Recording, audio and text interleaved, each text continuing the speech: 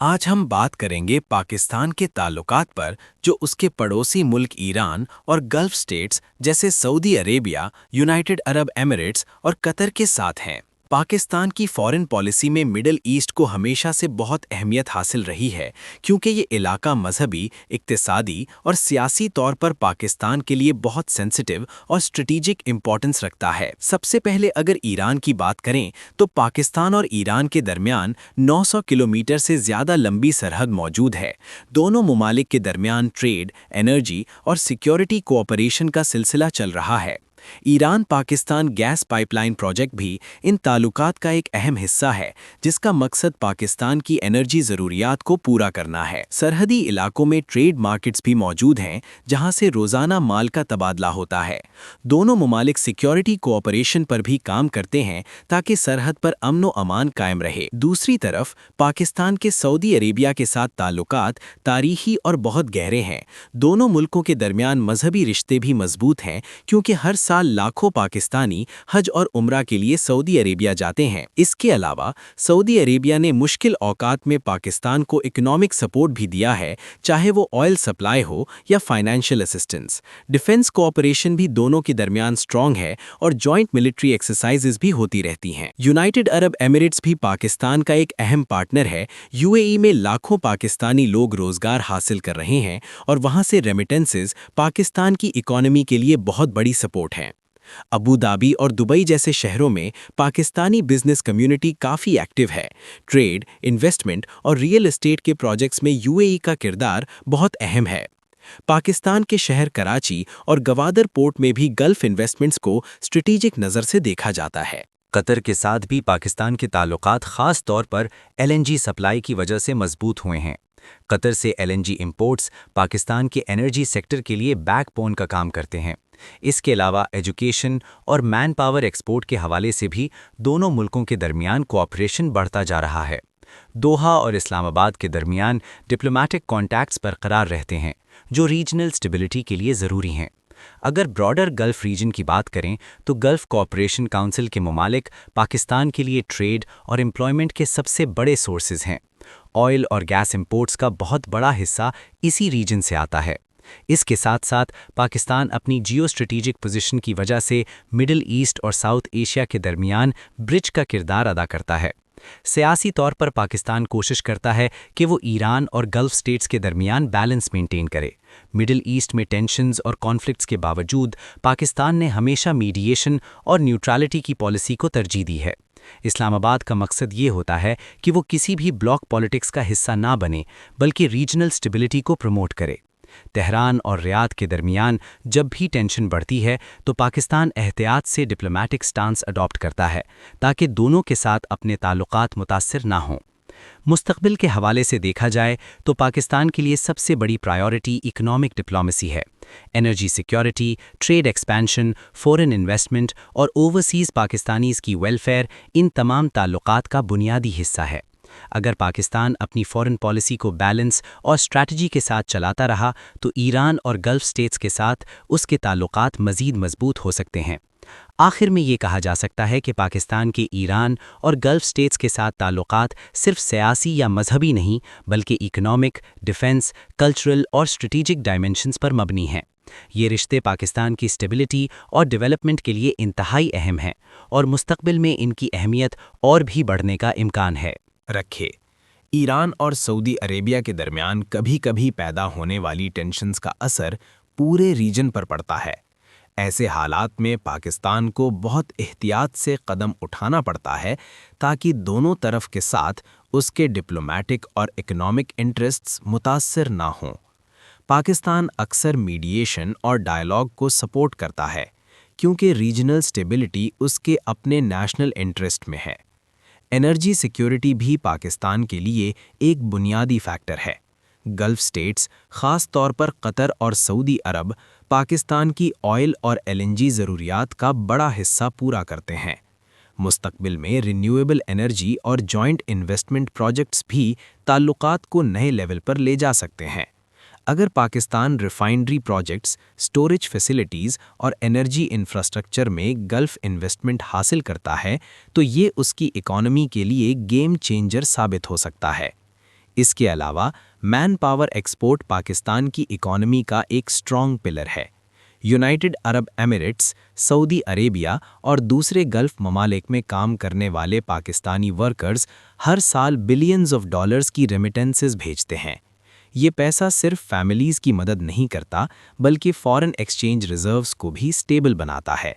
اس لیے پاکستان کی کوشش ہوتی ہے کہ اوورسیز پاکستانیز کے رائٹس اور ویلفیئر کو پروٹیکٹ کیا جائے اور ان کے لیے سکلڈ ٹریننگ پروگرامز شروع کیے جائیں تاکہ انہیں بہتر جابز مل سکیں۔ ڈیفنس اور سیکیورٹی کوآپریشن بھی فیوچر ریلیشنز کا ایک اہم حصہ رہے گا۔ Joint military training, intelligence sharing اور کاؤنٹر ٹیررزم ایفرٹس پاکستان اور گلف سٹیٹس کے درمیان ٹرسٹ کو مضبوط بناتے ہیں۔ ایران کے ساتھ بارڈر مینجمنٹ اور اینٹی سمگلنگ آپریشنز بھی سٹیبلٹی کے لیے ضروری ہیں۔ اگر ریجنل سیکیورٹی امپروو ہوتی ہے تو ٹریڈ اور انویسٹمنٹ آٹومیٹکلی بڑھ سکتی ہے۔ کلچرل اور ایجوکیشنل ایکسچینجز بھی ایک پازیٹیو ڈائمنشن ہے۔ پاکستانی اسٹوڈنٹس گلف یونیورسٹیز میں تعلیم حاصل کر رہے ہیں اور گلف انویسٹرز پاکستان کے ایجوکیشنل اور ہیلتھ سیکٹرز میں دلچسپی لے رہے ہیں۔ ریلیجیس ٹورزم بھی دونوں طرف کے لوگوں کو قریب لاتا ہے، جو سافٹ ڈپلومیسی کا ایک ایفیکٹو ذریعہ ہے۔ آخری طور پر مستقبل کا فوکس اکنامک کنیکٹیوٹی پر ہوگا۔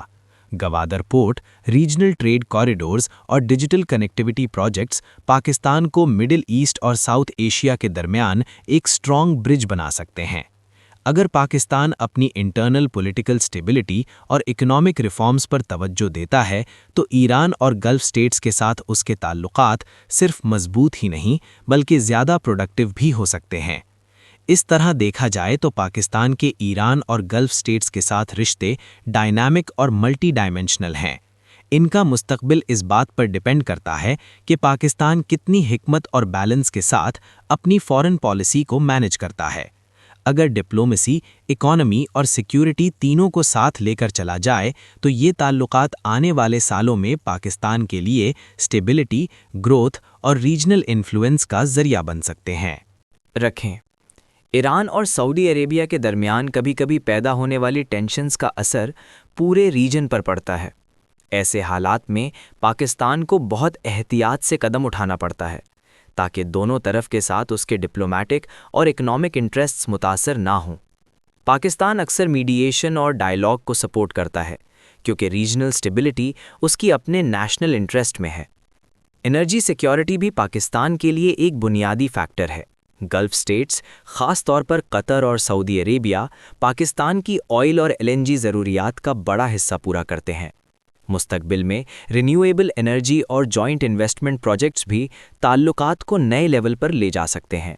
اگر Pakistan refinery projects, storage facilities اور انرجی انفراسٹرکچر میں گلف انویسٹمنٹ حاصل کرتا ہے تو یہ اس کی اکانومی کے لیے گیم چینجر ثابت ہو سکتا ہے۔ اس کے علاوہ مین پاور ایکسپورٹ پاکستان کی اکانومی کا ایک سٹرونگ پلر ہے۔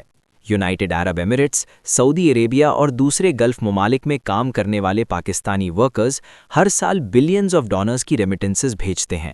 یہ پیسہ صرف فیملیز کی مدد نہیں کرتا بلکہ فارن ایکسچینج ریزروز کو بھی سٹیبل بناتا ہے۔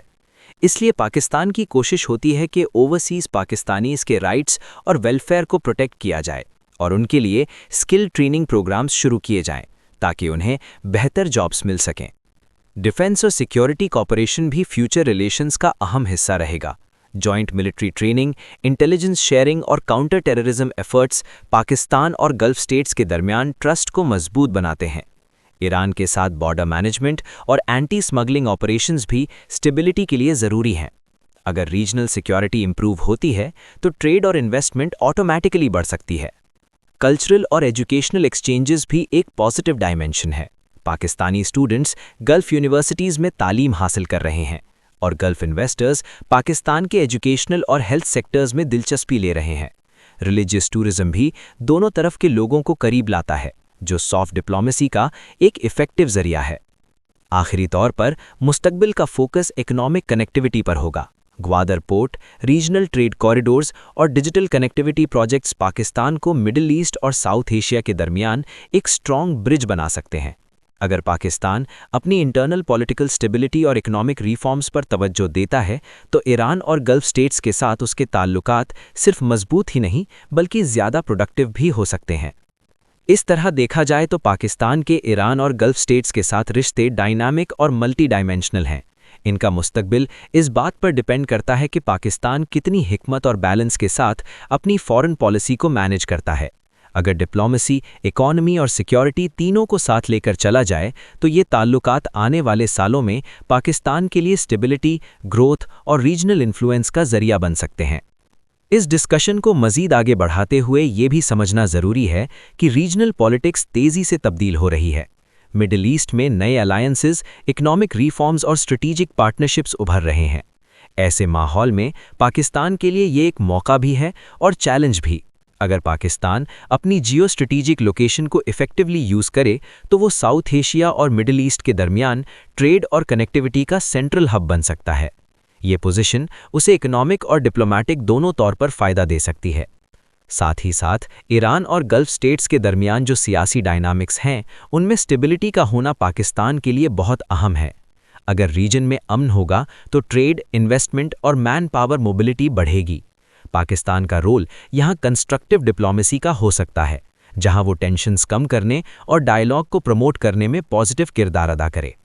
ٹیکنالوجی اور ڈیجیٹل اکانومی بھی فیوچر ریلیشنز کا نیا پہلو ہو سکتا ہے۔ گلف سٹیٹس اپنی اکانومیز کو آئل سے ہٹ کر ٹیکنالوجی، ٹورزم اور انوویشن کی طرف لے جا رہے ہیں۔ اگر پاکستان اپنے آئی ٹی سیکٹر اور سکلڈ یوتھ کو گلف مارکیٹس کے ساتھ کنیکٹ کرے تو یہ دونوں طرف کے لیے ون ون سچویشن ہو سکتی ہے۔ جوائنٹ وینچرز، سٹارٹ اپس اور digital payment systems future cooperation کو نئی ڈائریکشن دے سکتے ہیں۔ اس کے علاوہ کلائمیٹ چینج اور انوائرمنٹل چیلنجز بھی ایک کامن کنسرن ہے۔ واٹر مینجمنٹ، رینیویبل انرجی اور گرین پروجیکٹس میں کوآپریشن پاکستان اور گلف سٹیٹس کے درمیان ٹرسٹ اور پارٹنرشپ کو مزید مضبوط بنا سکتی ہے۔ یہ نئے سیکٹرز فیوچر ڈپلومیسی کا حصہ بن سکتے ہیں۔ آخر میں یہ کہا جا سکتا ہے کہ پاکستان کے ایران اور گلف سٹیٹس کے ساتھ تعلقات سٹیٹک نہیں بلکہ ایوالو ہو رہے ہیں۔ اگر پاکستان اپنی انٹرنل سٹیبلٹی، اکنامک ریفارمز اور بیلنسڈ فارن پالیسی کو جاری رکھتا ہے تو یہ تعلقات صرف سیاسی کوآپریشن تک محدود نہیں رہیں گے بلکہ سسٹینیبل ڈیولپمنٹ اور ریجنل ہارمنی کا ذریعہ بن سکتے ہیں۔